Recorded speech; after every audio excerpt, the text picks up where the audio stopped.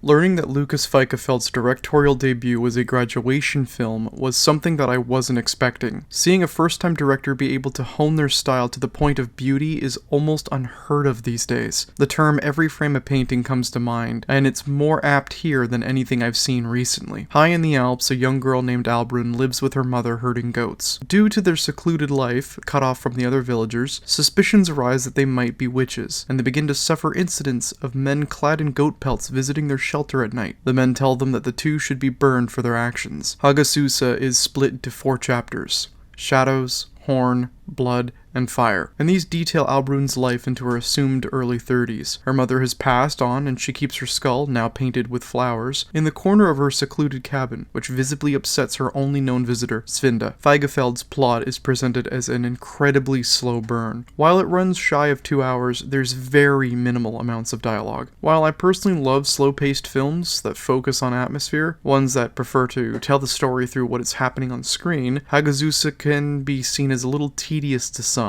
There's an almost supernatural force at work throughout the film, but nothing is ever truly established as being otherworldly. There are moments in the film that both lean towards the events taking place being that of a demonic origin, while it's also safe to assume that they're human in nature. If you've seen Robert Eggers' 2015 film The Witch, then you'll understand what I'm getting at. While there are elements to believe that what is happening to the family is due to a witch's interference, the family's crop of rye, however, is covered in ergot, a psychoactive fungus that can cause hallucinations, convulsions, vomiting, and even death. But in a Puritan society, these look an awful lot like someone presumably controlled by Satan, doesn't it? Hagazussa feels more like a cautionary tale about how superstitions and accusatory whispers can spread through a small village, poisoning the minds of the easily swayed and turning people against each other. The parson in the film tells that people who wander away from the collective are more likely to be led to temptation and sacrilege. But in his own words, to strengthen the faith of the religious community, it requires all sacrilege to be cleansed. Albrun is an unwed single mother to a child whom the father, the audience, and the townsfolk never meet. She lives a disconnected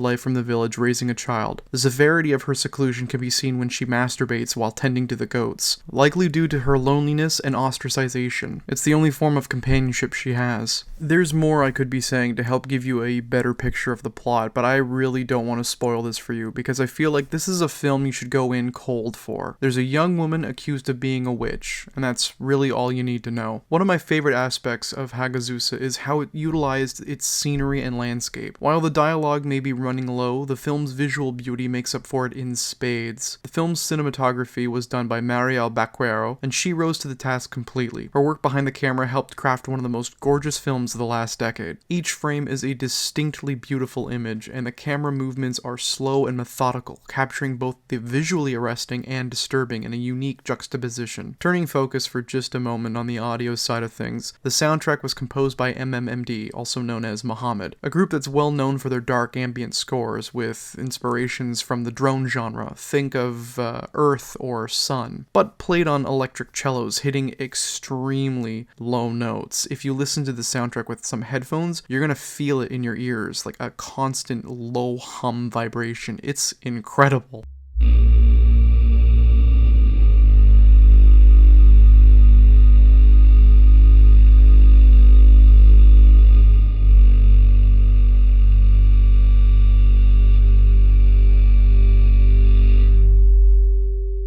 The droning of their instruments puts an intensely foreboding atmosphere into the film. The soundtrack playing over top of the mist-covered hills creates this feeling of pure dread, as if something wicked dwells behind the cover of the fog. The audience begins to feel that there's more to the story than what's being shown at face value. Something is clearly not right. Lucas Feigefeld's ability to put the viewer in a consistent state of unease is admirable. It's something that few directors can accomplish successfully, but I think he has a skill for creating dread, and I believe he's a talent worth keeping my eye on, and so should you.